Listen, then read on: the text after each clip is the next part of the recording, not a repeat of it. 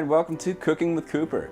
Today we're going to be doing a game day recipe. You see my Cowboys jersey? Gotta be a fan. So we're doing my famous bagel sliders. It's my favorite game day recipe. What you're going to need for this is one bag of bagels or anything other, small breads like Hawaiian sweet rolls, something like that. One bag of bagels. All these ingredients here, including Syriana Red Rooster hot sauce. Just look for the Red Rooster at Walmart, everywhere else you want to shop. And all the rest of the stuff's from Walmart too. Barbecue sauce, Worcestershire sauce. This is Claude's barbecue brisket marinade sauce, but you can use any marinade, doesn't really matter. And then I like to use these seasonings: chili powder, lemon pepper, and steak seasoning, and a good old dash of salt and pepper. Then we're also going to need, depending on how much you want to do, like for 12 sliders, you're going to need about two and a quarter pounds, which is what I got. But for like 4 people, you only need maybe a pound, probably less than that. And obviously you need some cheese, because who doesn't want cheese on their burgers? If you don't, you're communist, basically.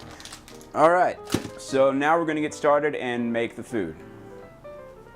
Alright, now it's time to start getting to town on these burgers. So first thing we're going to do, we're going to open them. So here we go. It's pretty simple how to open it. You just rip open the package. Take the meat. Looks like good meat here. What I like to do is get really lean meat because it's good for you and it tastes better. 93.7, that's a good choice of meat. These numbers mean 93 is how much lean meat, and 7 is how much fat. So the higher the ratio of lean to fat, the better it is.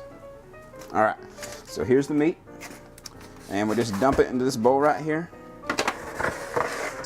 There's the meat. Then we take our sauces, and I don't really do measurements because I'm not that kind of a chef. I just kind of eyeball it. So I just put in there however much I think looks good. This is Sriracha hot sauce, hot chili sauce. You can get it at Walmart or anything else, like I said earlier. Then we take the honey barbecue sauce, just eyeball it again. Pour it in there, nice and deep like. Worcestershire. I'm just going to finish off the bottle because there's not much left in here. Look at that Worcestershire. Yeah, that's good stuff. And last but not least, marinade. Marinade's always important. Great stuff here. Just pour that in. Usually marinade is used as like, you know, to baste your meat for several hours. But it's a good flavor combination for burgers too, just right away. Then we're going to put in steak seasoning. You can use any steak seasoning. It doesn't have to be this brand, but just go in there till it's nice and coated. Same goes for your lemon pepper. Not as much, but you want some lemon pepper in there. Oh, you don't want to unscrew that. Opens like that. So you go like that.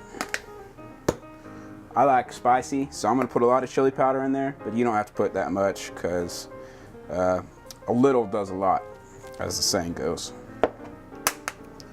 And then good old salt and pepper.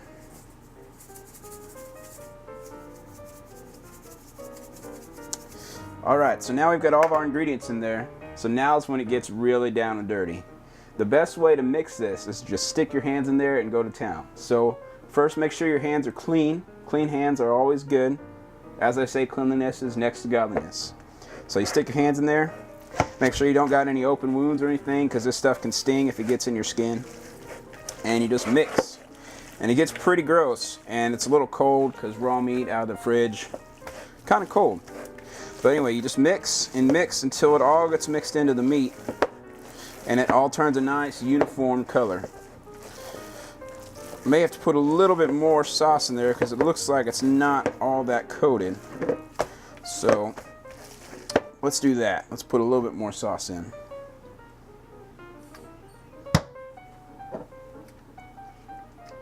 Now usually you wouldn't do this because raw meat can make things contaminated. But since I'm pretty much done with these bottles, we're going to go ahead and do it. But usually you don't want to touch things with raw meat on your hands. You want to wash. Anyway, so here we go. Mix that nice custom sauce into the meat till it gets nice uniform color. And after we get this done, we're gonna make it into patties. All right, you don't have to do this part. I just like throwing meat around, so there you go. All right, so you get patties about this size in a ball, roll it into a ball shape, and then smush it.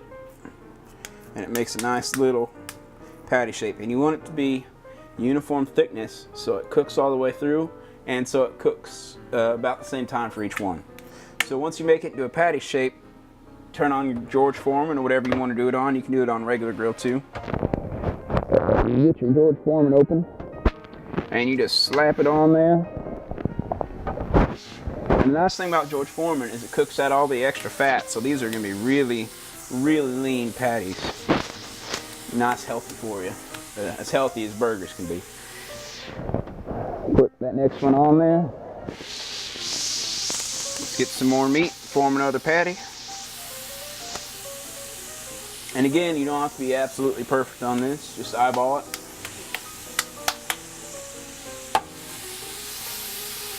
And once you get these patties on there, you're going to let them cook for about 3 to 4 minutes. If you're making bigger ones, it's going to go up by ratio, meat to time, you know, that classic math problem.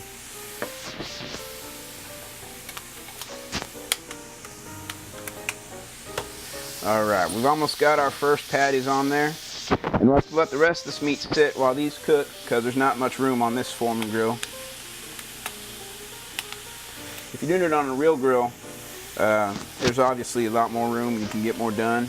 Make sure you spread the coals out so you get a nice even heat if you do it on a grill, or if you do propane, that's even better because you don't have to worry about spreading them out. Anyway, now we're going to let them cook for about 3 to 4 minutes. All right, now they're done. Look at those patties, nice and juicy. All right, now I got to get a spatula. I should have had this prepared. There we go, spatula, right here. Always got to keep your handy dandy spatula. So you get these patties off here, put them on a plate. Just let them sit and cool off. Make sure they're nice and done. All right, the way you can tell a patty is done is you take your palm and you put your fingers like this. And if you put your finger here, and this tenderness means it's done. This means not all the way done. This means less done, so far and so forth. This is raw. This is what a raw piece of meat feels like. So you do that, you do this, and then you do this to see if it feels about the same. And if it does, that means they're done. So a little bit of trivia there for you.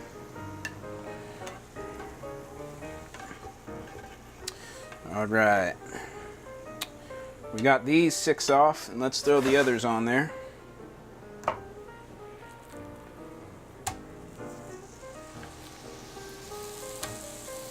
These are a little bit smaller because I didn't have as much meat left as I thought I would. So, but hey, it's cooking. You don't have to be too uniform. You do if you're a professional cook, but you know, this is for us, for college kids. So there you go. All right. So 4 more minutes, and we'll be ready to go.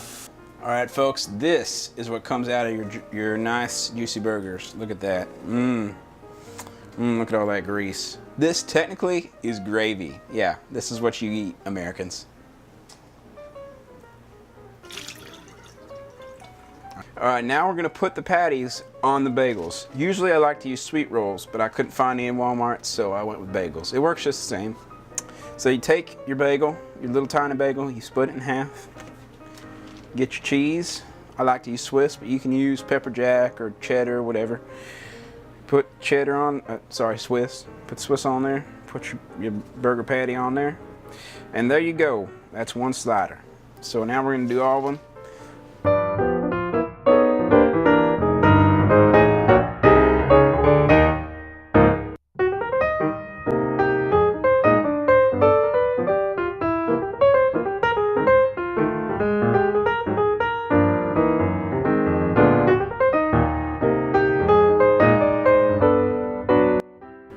All right, they're done and nice and presentable. So now we're gonna eat, and we're gonna watch the game too. Here you go, friend. Oh, Cooper, thanks. They better be lean. You know I'm watching my weight. All right, here we go. Mmm.